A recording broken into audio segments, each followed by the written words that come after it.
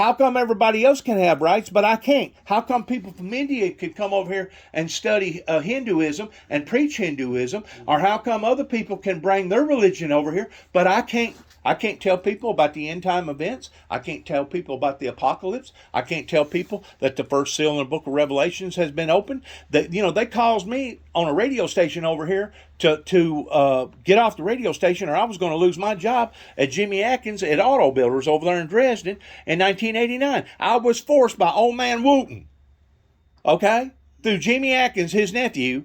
You get off the radio station and quit preaching what you're preaching, or seek employment elsewhere. I got banded from all these churches around here. Didn't nobody want to listen to me. Didn't nobody want to support me. And 30 some odd years later, look what the hell's fixing to happen. And you know it to be true, Ray.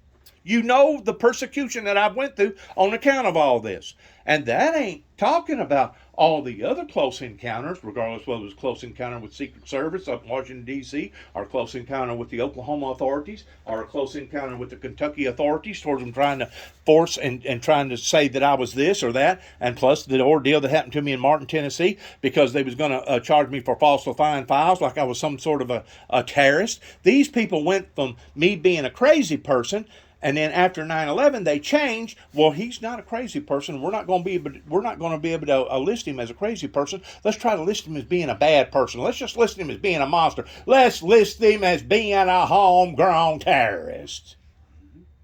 Well, if either way, those are the occurrences that I went through. Look at. Is it right for me to have went out through all that? No, but here's the thing. You were in the good old United States of America.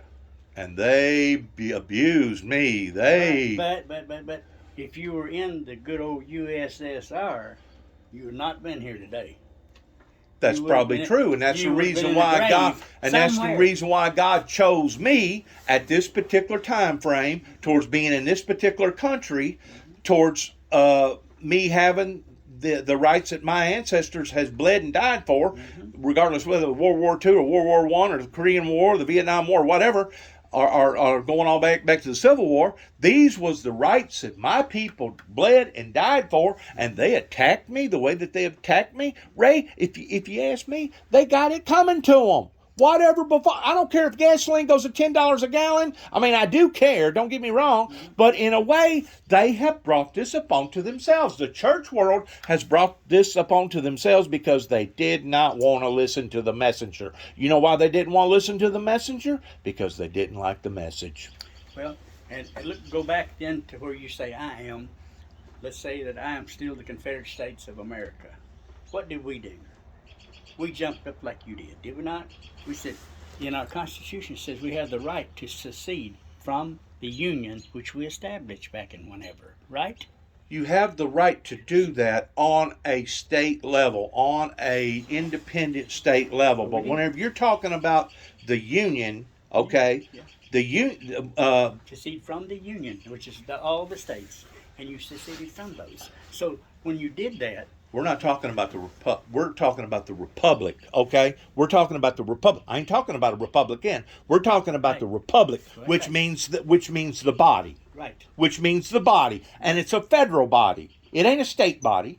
It don't belong to Nebraska more so than it belongs to Tennessee. Right. It don't belong to Florida more so than it belongs to whoever. Right. It is a federal body. Yes, but when you and because of it, that's what the South rose up against, because they felt like they was getting the short end of the stick. That's right. Because they had already legalized slavery up north, and now it was their time, or they thought it was going to be their time, to benefit off the same deal, and now all of a sudden they're jerking the biscuit out of their mouths. So I can understand the reason why that the people's feelings was hurt, and they felt like that the North was trying to get over on them because they wasn't allowing for them to proceed in the things that they wanted to proceed in on a state level. But on a federal level, that's whenever Lincoln said,